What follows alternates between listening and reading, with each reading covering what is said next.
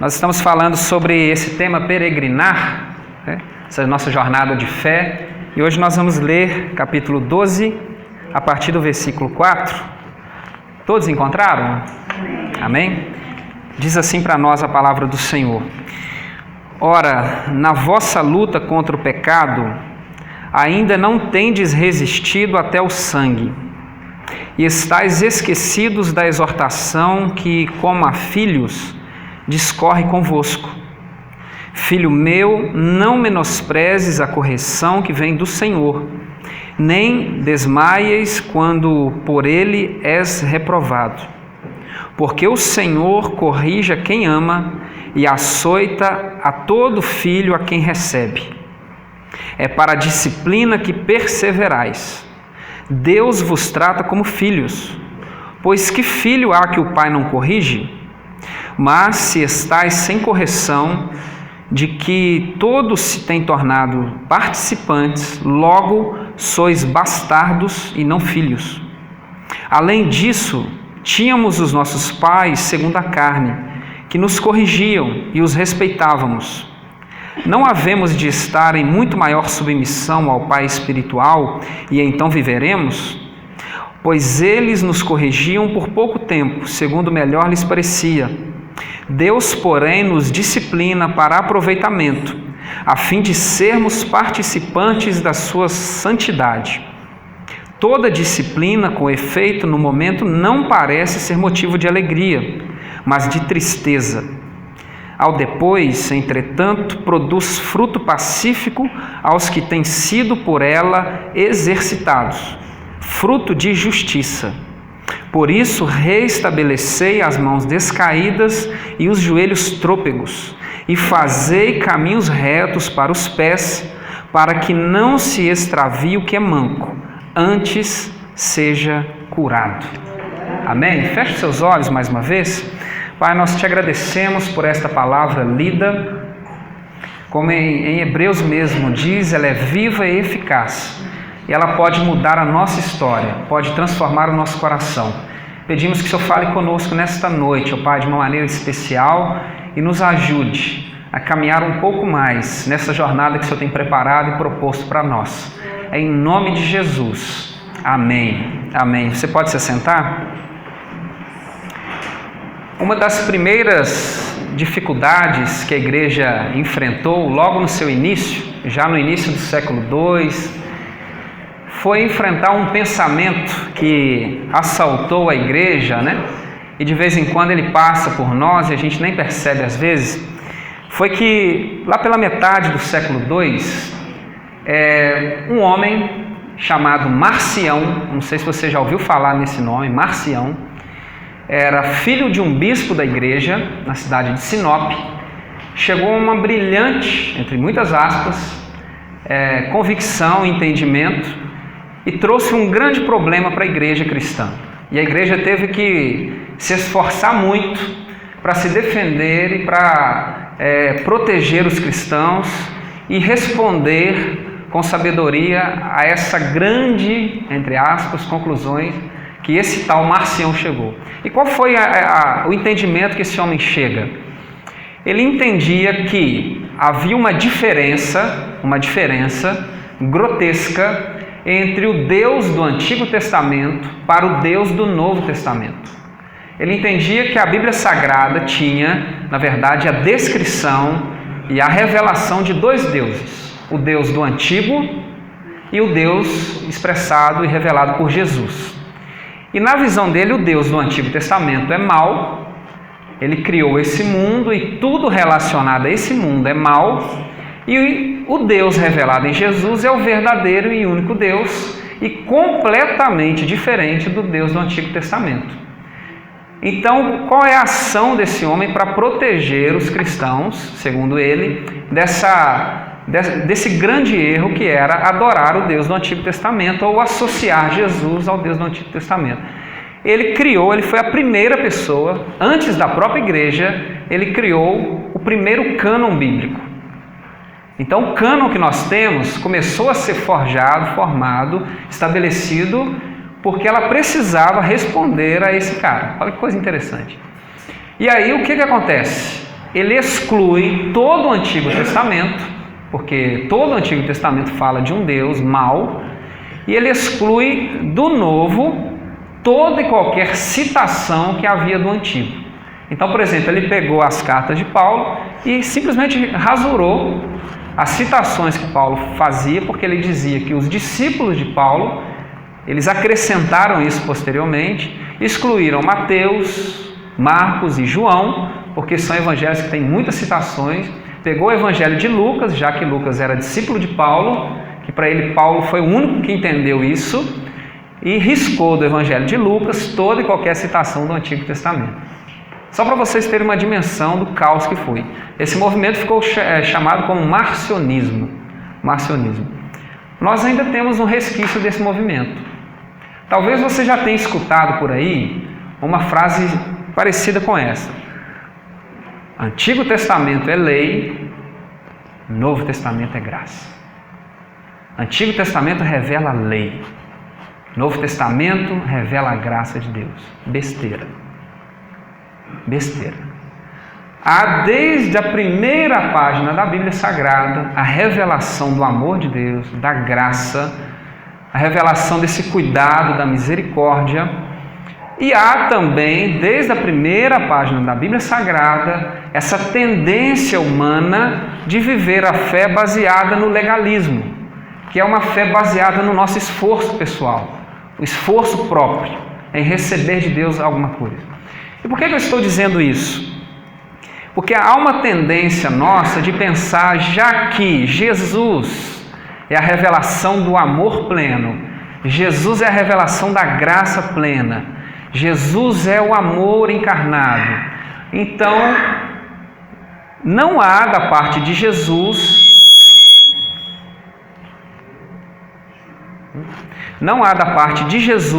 qualquer semelhança com alguns aspectos que nós percebemos em Deus quando Ele age no Antigo Testamento. Isso para nós é uma dificuldade e a gente vai abandonando, a gente vai deixando de entender algumas coisas fundamentais para a nossa fé enquanto cristãos, porque nós não entendemos os fundamentos e o crescimento, o desenvolvimento de uma fé que alcança o seu auge em Jesus. Isso é fato. Mas se a gente fala Jesus é o ápice, não é assim? Jesus é o ápice. Mas há um degrau, ou degraus que nós vamos subindo para chegarmos ao ápice. Não dá para a gente chegar ao ápice sem nós darmos alguns passos. Prova disso é que nós estamos lendo uma carta aos Hebreus, e eu não sei se você parou para pensar, ou parou para refletir, ou prestou atenção, que sem o Antigo Testamento a gente não consegue entender praticamente nada dessa carta. Nada dessa carta. Há uma ressignificação, há uma tomada de símbolos, de metáforas, há várias imagens, raciocínios, palavras, profecias que o autor de Hebreus vai recolhendo, trazendo, explicando, dando um sentido a partir do Cristo para que possamos entender essa revelação. E por que eu estou dizendo isso?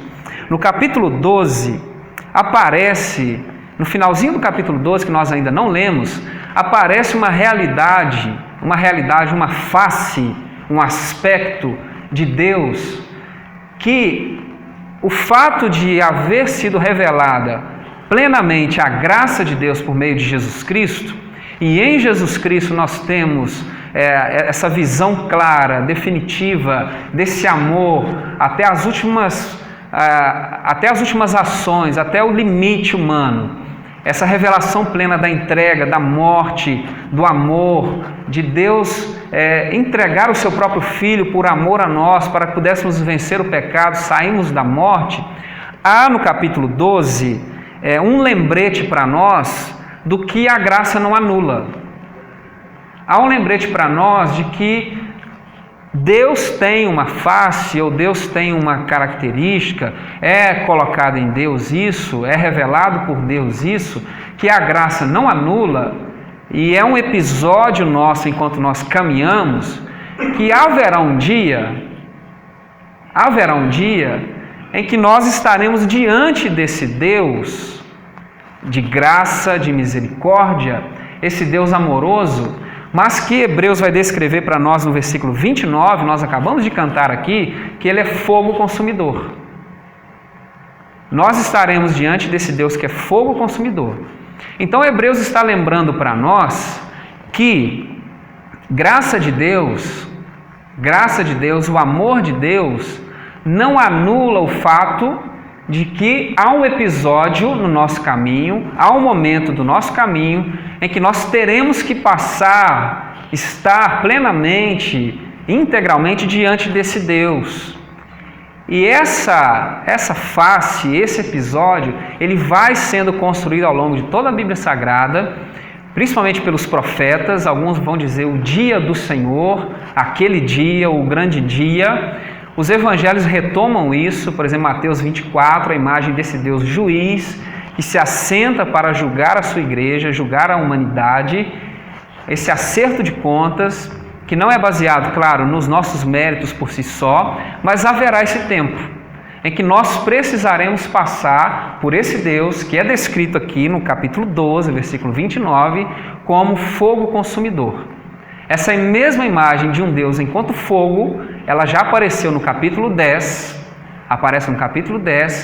e aparece também, de certa forma, no capítulo 4, quando vai dizer para nós que a palavra é viva, eficaz, ela penetra ao nosso íntimo, ela é apta para discernir, ela é apta para nos ajudar, porque é necessário que estejamos diante dela, porque prestaremos contas a esta mesma palavra.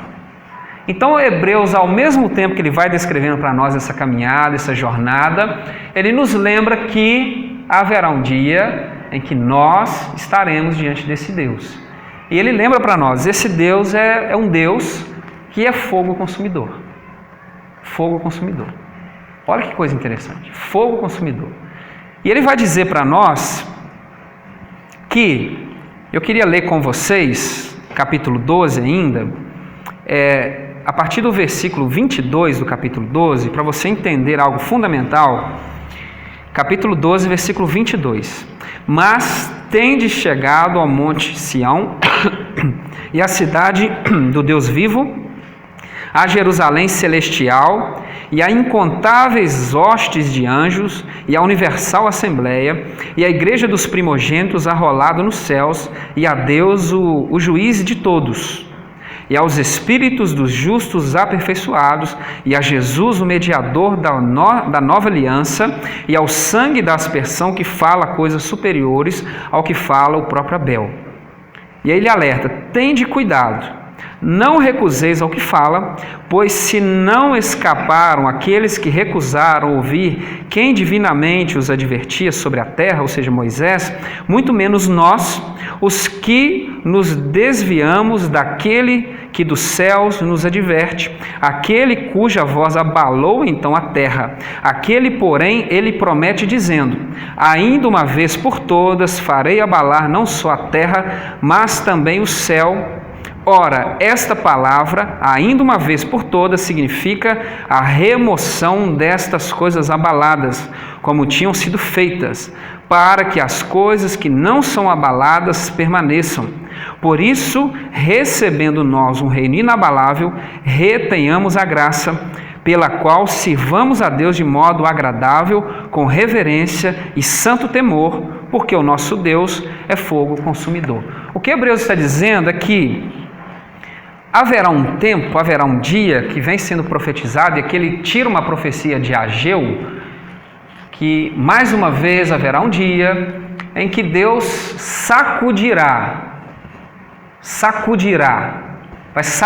vai abalar céus e terra, para que permaneça apenas as coisas inabaláveis, e as coisas abaláveis sejam eliminadas. Pensa você diante de uma árvore que está cheia de folhas sequinhas e você balança aquela árvore e aquelas folhas secas caem. E você pega a vassoura, varre aquele espaço ali e faz o que com aquela folha seca? Você elimina e joga fora. O que ele está dizendo é que haverá um dia em que Deus sacudirá céus e terras É uma perspectiva apocalíptica aqui, de final, de finalidade, né, escatológica, de fim, de término, em que Deus vai sacudir. Aquele famoso acerto de contas, né? E as coisas inabaláveis vão permanecer. E as abaláveis serão consumidas. Por quê? Porque ele é fogo consumidor.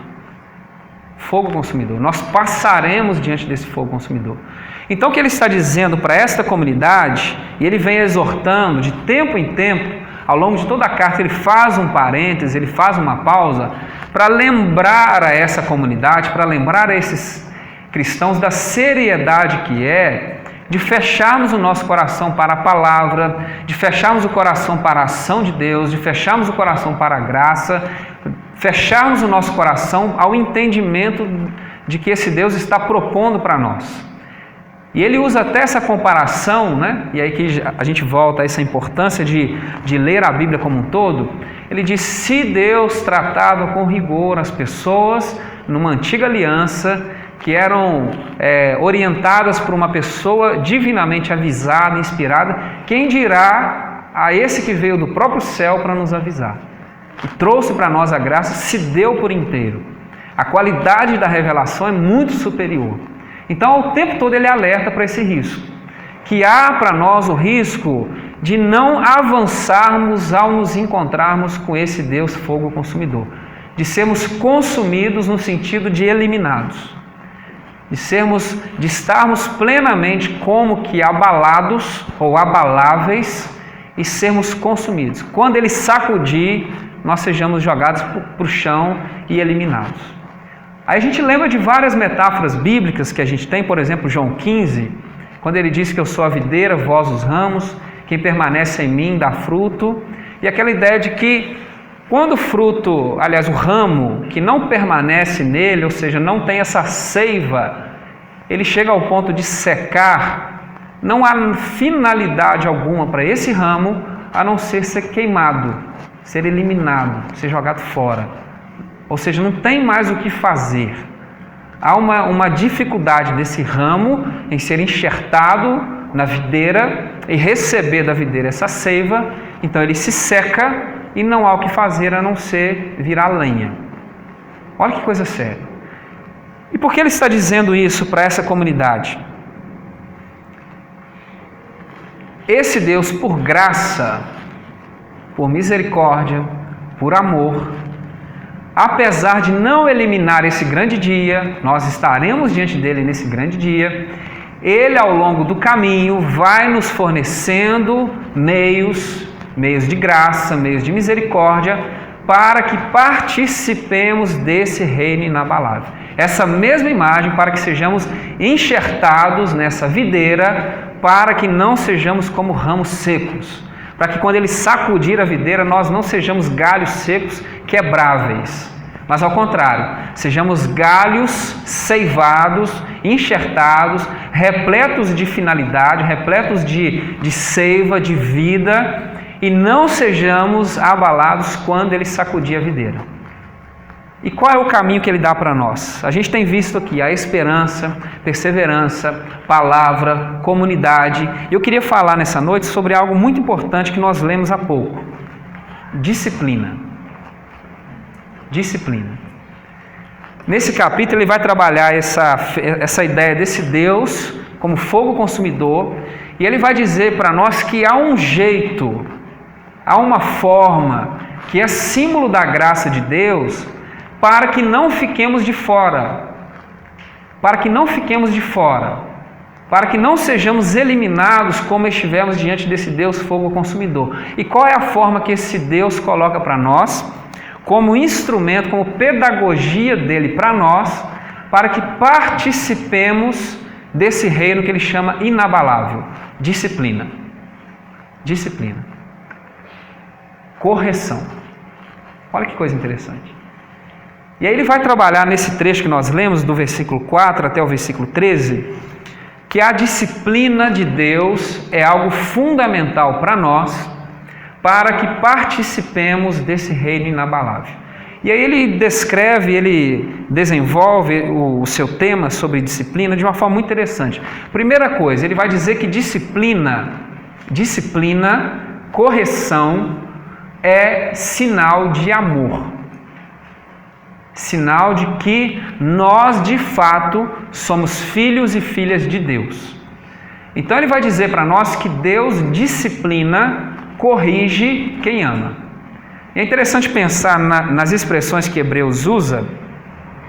Ele usa a palavra disciplina, mas ele usa a palavra açoite, essa imagem da correção com vara, associado com provérbios, mas com a tradição de se corrigir o seu filho com agressões físicas. Mas o que está por trás é essa ideia do limite, da correção, da disciplina, de você se colocar como alguém, como autoridade, para instruir e impedir que a pessoa faça alguma coisa errada, se machuque, se perca.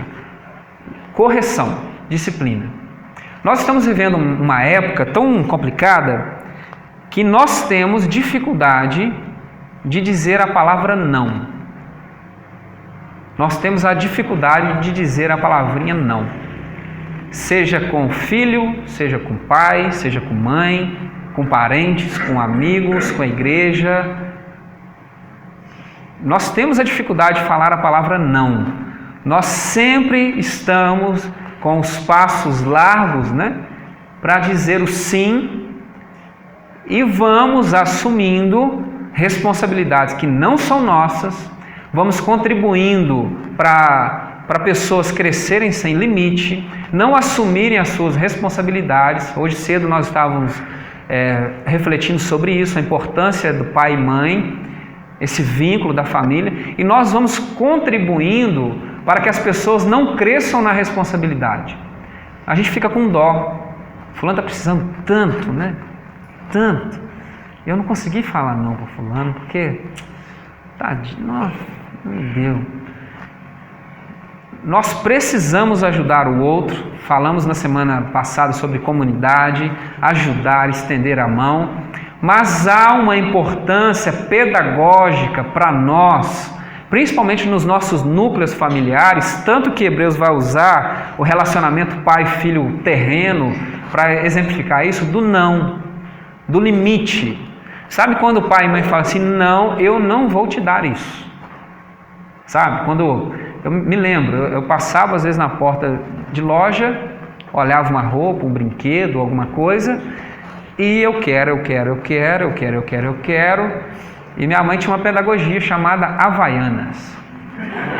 Você ouviu falar dessa, É estudada nas melhores universidades. Ela jogava a havaianinha dela para frente, olhava para mim assim, e eu lembro, eu sabia direitinho. Havaiana. Voava em vários ângulos, impressionante. Mas isso para mim, hoje eu olho que foi muito importante, porque crescer pensando que eu poderia comprar tudo que eu queria seria uma estupidez.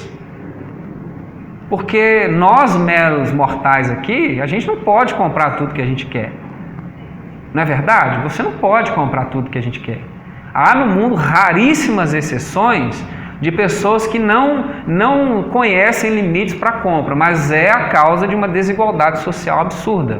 1% da população tem a riqueza do restante 99% da população. Há alguma coisa errada com isso. Mas nós aqui, mortais, seres humanos normais, você sabe disso.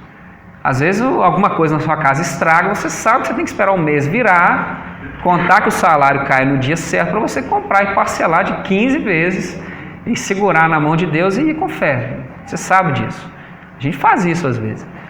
Mas a gente precisa desses limites, dessa compreensão de que é amor. Amor. Mãe que não ama, não fala não. Pai que não ama o seu filho, ele não consegue falar não para o seu filho. Porque o pai que ama, a mãe que ama, o amigo que ama, o líder que ama, a pessoa que ama de verdade, que se importa de verdade, ela fala não, ela coloca limite, ela para, ela freia, ela corrige, ela intervém, porque ela sabe que se a pessoa continuar naquela caminhada, daquele jeito, ela vai se prejudicar. Então a primeira coisa que Hebreus está falando para nós é que quando Deus nos disciplina, quando Deus principalmente coloca para nós um não, Ele intervém, Ele bloqueia as nossas ações, ou Ele nos impede, né? E eu gosto muito dessa imagem de um Deus que intervém para impedir, que a gente gosta do Deus que coloca a mão e resolve, né? Deus que intervém e faz um milagre. Às vezes o maior milagre que Deus pode fazer na sua vida é impedir você de continuar fazendo a besteira que você fez a vida inteira. É o melhor que Deus pode fazer. É parar as besteiras que você faz, desde que você se entende por gente. Porque é isso que está te matando. Porque quando a gente pensa em Deus, né, a misericórdia de Deus é a causa de não sermos consumidos. O que a gente pensa? Deus poderia me castigar, né, me mandar um raiozinho do céu, me fulminar, porque eu estou pecando. Mas como Ele é misericordioso, Ele não faz. Eu orei no último momento, quando Deus estava preparando o raio, eu orei. E Deus falou, que oração maravilhosa, né? Não vou mandar o raio na vida deles. Mas é o contrário, porque quando Jeremias fala disso, é porque o povo estava num caminho tão maluco, de idolatria, de desigualdade, de pecado, de confusão. O que Deus faz? Deus intervém. E Deus manda o povo para o cativeiro. Aí Jeremias fala, as misericórdias do Senhor são a causa de não sermos consumidos. Porque se Deus não nos para, nós teríamos batido com o nosso trem na parede, porque nós estávamos desgovernados. Então a primeira coisa que a gente precisa pensar, e ele está dizendo isso para essa comunidade, é que algumas coisas que inicialmente para nós pode trazer um desconforto, uma chateação, pode trazer um descontentamento, pode trazer uma tristeza, deve ser encarado por nós como sinal de amor. Porque ele está dizendo que a disciplina, inicialmente, ela pode trazer uma tristeza e gerar até dor. Mas a gente sabe que o fruto da disciplina nos conduz para a justiça, que é aquilo que Deus espera de nós. Olha que coisa bonita. Então ele está dizendo para nós que Deus faz isso por quê? Porque nós somos filhos. Eu não sei se você já percebeu, uma das causas de revoltas de filhos para pais é quando um filho cresce com um pai ou uma mãe desleixado, que não se importa, que não está nem aí, que não se posiciona, que não fala, que não age, que não chora junto, que não ri junto, que não está. Sabe aquelas ideias assim, não, eu dou o necessário, né? Trabalho e coloco as coisas dentro de casa, ponto. A grande revolta de muitos filhos é que não há uma interação, uma construção de autoridade por conta de pai e mãe, de pessoas que estão próximas, mas há o quê? Uma indiferença. A pessoa cresce não se sentindo amada. Olha como a nossa mente é. Se briga, a gente chora, mas se não briga, a gente chora depois. Olha que coisa interessante. E ele está dizendo isso, assim como os nossos pais terrenos fazem porque nos amam e fazem porque eles esperam que disso saia alguma coisa produtiva, Deus faz porque ama. Se Ele não fizesse, é porque Ele nos trataria como filhos bastardos. Sabe quando você, pai e mãe, está andando e vê uma criança pirracenta, aí você olha para o seu, se segura firme e fala assim, faz para você ver. Porque eu não tenho nada com ele não, mas com você faz. Faz. Por quê? Não é seu. Não é seu. Você olha, sente, você gostaria que fosse diferente, mas você, não me meto, não é meu. Por que Deus se mete na nossa vida? Porque nós somos dele. Nós somos você dele.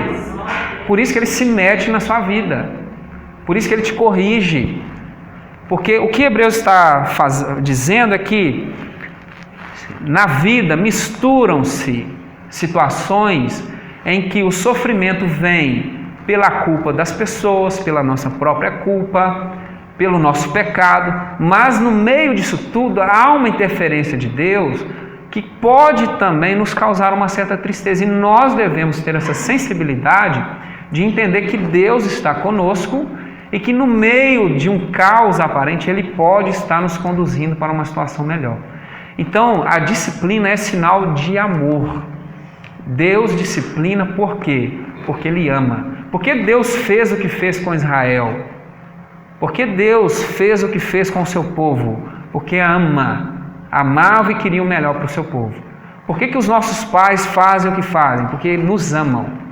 Então a disciplina é importante por isso. Um segundo aspecto da disciplina, fundamental, é que a disciplina, ela nos coloca, ela nos gera fruto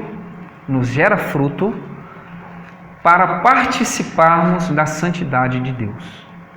Ela gera em nós uma consequência, um resultado que nos faz participantes da santidade de Deus.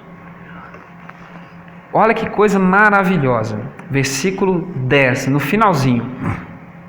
Deus, porém, nos disciplina para aproveitamento, a fim de sermos participantes da sua santidade. Deus não é um pai, uma mãe masoquista, maluco, que tem prazer no sofrimento alheio e pune por punição, por mera exigência, mas Ele age olhando para um propósito. E qual é o propósito? Ele faz para um aproveitamento. E aqui a gente entende esse amor. Por que Deus age em nós assim às vezes? Deus nos para, Deus nos corrige, Deus age, Deus nos permite viver situações difíceis. Para quê? Para que sejamos participantes da sua santidade. Então a disciplina ela é importante por quê? Porque sem ela, nós não avançamos para o aproveitamento que Deus espera de nós. Sem ela nós não crescemos. Sem ela nós não avançamos. Aí em paralelo aqui com Hebreus, é até interessante, que na minha Bíblia está praticamente nas mesmas páginas aqui, nós temos o capítulo 1 de Tiago. Tende por motivo de alegria ou passagem por provação, e ele desenvolve o raciocínio dessa alegria em meio à provação, por quê? Que o resultado final de uma provação é Deus nos conduzindo para a perfeição, a maturidade. Muito importante para nós isso. Então não é uma disciplina por disciplina, uma intervenção pela intervenção mesma. Não é Deus nos permitindo sofrer pelo sofrimento. Mas o que Hebreus está dizendo para esse povo é que nós precisamos encontrar sentido nas dificuldades em que nós estamos passando e entender que Deus pode estar agindo nisso a fim de nos fazer avançar na sua santidade. Na sua santidade. E aqui a gente faz uma pausa interessante para pensar que quando Jesus inicia seu ministério, a fala de João Batista para Jesus, ela é significativa, porque João Batista vai dizer assim: eu batizo com água, mas vem aquele que é muito maior do que eu, para quem eu abro o caminho, sou apenas amigo, ele é o verdadeiro noivo da igreja, ele é o Cordeiro de Deus, vem esse que vai batizar com Espírito e fogo. O fogo na Bíblia, ele tem significados diversos. Deus, ele é descrito como fogo. Deus usa o fogo às vezes para destruir, para guiar, para iluminar. Ele tem diversos significados, positivos, negativos, mas há uma associação entre esse Espírito e fogo, porque logo após essa fala de João Batista, ele vai dizer que a pá é colocada na eira, ou seja, naquela cena agrícola que nós não dominamos muito, mas ele tem essa descrição de um cenário agrícola em que há o trigo, ou seja, há o verdadeiro fruto, e toda a área agrícola, principalmente essa área de grãos, você sabe, e eu assisto sempre o Globo Rural, e eu vejo isso, salta palhas, cascas, que não fazem parte do fruto, não são aproveitadas necessariamente para a alimentação, para o propósito para o qual aquele fruto é. E essa imagem do Espírito associada com fogo, é uma imagem de que vai queimando o desnecessário. Desnecessário. Talvez você pense, há uma oposição entre trigo e palha, mas o oposto de trigo na Bíblia Sagrada é o joio, não é a palha. Então a imagem aqui é que quando o Espírito é derramado, e aí é o sinal da graça de Deus, é esse propósito da santidade, há uma ação graciosa da parte de Deus por meio do seu Espírito, que esse Espírito vá com esse fogo nos purificando, nos transformando, eliminando de nós o desnecessário. Então esse fogo que queima o pecado, que queima o que não presta, que elimina, que purifica, para que na nossa jornada essa palha vá sendo tirada, e aí através de situações difíceis, de situações complicadas, mas às vezes de ações sobrenaturais, mas o Espírito conduzindo a nossa vida para que a nossa palha vá sendo deixada de lado, para que quando chegarmos diante desse fogo consumidor, sejamos trigo por inteiro. Trigo por inteiro. Não haja em nós palha, não haja em nós coisas abaláveis. E é essa santidade que é sinônimo de participarmos desse reino inabalável que Hebreus vai dizer para nós. Vai chegar um dia que ele vai sacudir e nós, pela disciplina do Senhor, pela ação constante desse Pai que nos ama, mas nos corrige, vai eliminando de nós as nossas palhas que nos impedem de nos associarmos às verdadeiras coisas, as coisas que ele chama de inabaláveis. Então a disciplina é importante porque nós vamos participando de glória em glória, como o apóstolo Paulo vai dizer, dia após dia, num processo da santidade de Deus. E por que é importante? Porque na sequência, no versículo 14, ele vai dizer o quê? Sem esta santidade, ninguém verá Deus. Vocês estão entendendo? Sem esta santidade, ninguém verá Deus. Então a disciplina vai eliminando de nós essa palha, esse excesso. Isso para nós é importante. Para nós é importante. Então quando a gente fala assim, Deus, nós queremos o teu fogo.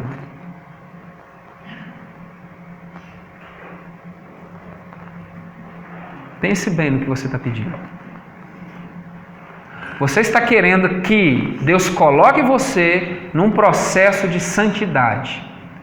Ele vai queimar coisas que não devem fazer parte da sua vida. Mas isso é muito bom. Muito bom. É fundamental para nós. Essa imagem de um Espírito que nos faz participar da santidade de Deus. Por isso ele é chamado de Espírito Santo. Ele nos chama para a natureza de Deus. Vai eliminando de nós. Para quê? Para que sejamos participantes dessa santidade. Isso para nós é fundamental. Isso para nós é maravilhoso. Por quê? Porque esse Deus cuida de nós. Cuida de nós. E o último aspecto importante dessa vida de disciplina é que para que ela tenha efeito na nossa vida, para que ela gere isso de fato, ela é importante que nós a encaremos como filhos. Como filhos. Deus nos trata como pai, Deus ele age porque nos ama, essa imagem de pai e mãe que corrige, né?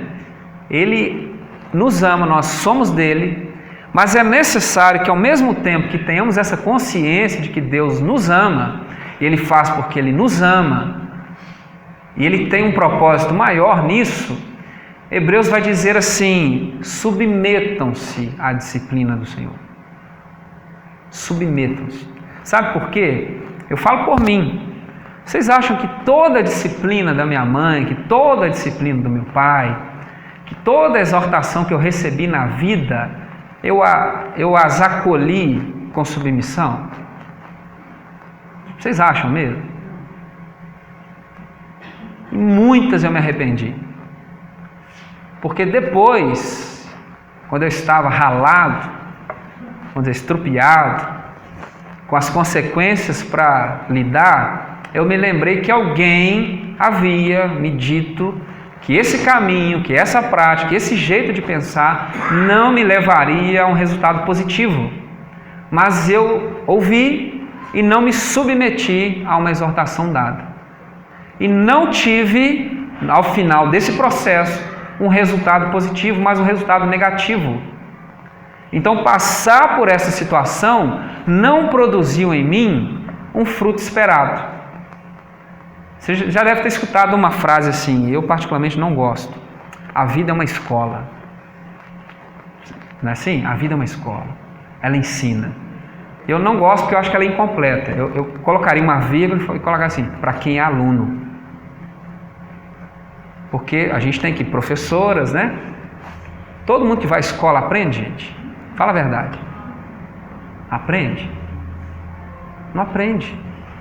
Então o que Hebreus está dizendo para nós é que só quando há submissão da nossa parte a Deus enquanto pai, enquanto mãe, enquanto autoridade, que realmente está conduzindo uma situação, quando nós nos colocamos debaixo, submissão, nós entramos debaixo dessa autoridade, nós vamos receber o resultado positivo. Caso contrário, esse processo será penoso para nós. E passaremos sofrimento pelo sofrimento. E sairemos pior da situação. Pior. Você conhece, eu conheço. Talvez você já passou isso, eu já passei isso. Situações que a gente não aprende.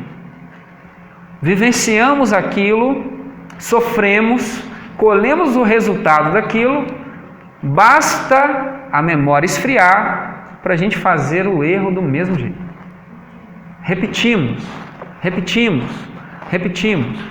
Então o que ele está dizendo para nós é que a disciplina ela é importante quando há um coração submisso. Aí ela produz resultado. Por isso que o próprio Tiago está do ladinho aqui vai dizer assim, alegria. Encarar os momentos difíceis da vida com alegria. Para que a gente consiga o resultado esperado. Encontramos força para passar. Aí a exortação dele final, diante disso, que é o quê? Versículo 12 do capítulo 12.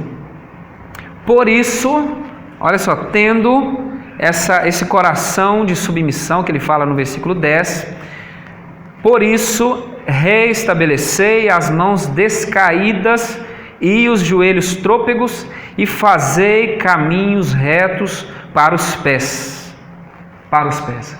Sabe por quê? Caso contrário, caso não encaremos a disciplina do Senhor dessa forma, olha o que ele está dizendo. Para que não se extravie o que é manco, mas o resultado seja o contrário, haja cura. E cura na Bíblia, a palavra aqui é traduzida por cura, é a mesma palavra que é traduzida por salvação. Quando Jesus diz, vá, tua fé te curou, e vá, tua fé te salvou, é a mesma palavra. Salvação e cura na Bíblia Sagrada é a mesma palavra. Olha que coisa bonita, ele está dizendo, caso a disciplina não seja encarada desse jeito, o manco pode se extraviar. Uma ação de Deus, um momento difícil, um aprendizado de Deus para nós, pode não ser recebido como um ensino, como uma oportunidade, mas um objeto de desvio. E aí quem está já com as suas mãos descaídas, os joelhos trôpegos, se extravia. Mas ele está dizendo o contrário. Há um desejo de Deus, há um esforço de Deus, e por isso eu estou dizendo isso para vocês, que o desejo de Deus é que haja cura. Haja cura na vida de vocês, haja uma transformação na vida de vocês e vocês se tornem participantes do reino inabalável de Deus. Preste atenção no que esse cara está dizendo. Há um desejo de Deus em todo esse processo, pelo seu amor, para a geração de frutos, o desejo da submissão, para que vocês sejam curados e se tornem participantes do reino inabalável para o qual Ele nos chama. E aí, quando estivermos diante do fogo consumidor, não teremos nada que nos abone, passaremos diante desse fogo, e aí sim, seremos vitoriosos, vitoriosas no Senhor, porque a palha, o desnecessário, o peso acumulado, Tudo que não deveria estar conosco foi ao longo do caminho sendo consumido pela ação do Espírito Santo em nós. Mas é necessário submissão. Nós temos uma dificuldade nisso. Não temos? Em deixar Deus cuidar da nossa vida, deixar Deus colocar a mão, tirar de nós, nos limpar, mas é necessário. A cura quando há uma submissão de Deus no nosso coração, uma submissão para Deus. Nos colocamos diante dEle, debaixo dEle, para que Ele nos cure. Amém? Eu queria te convidar a se colocar de pé nesse momento. Eu queria orar por você.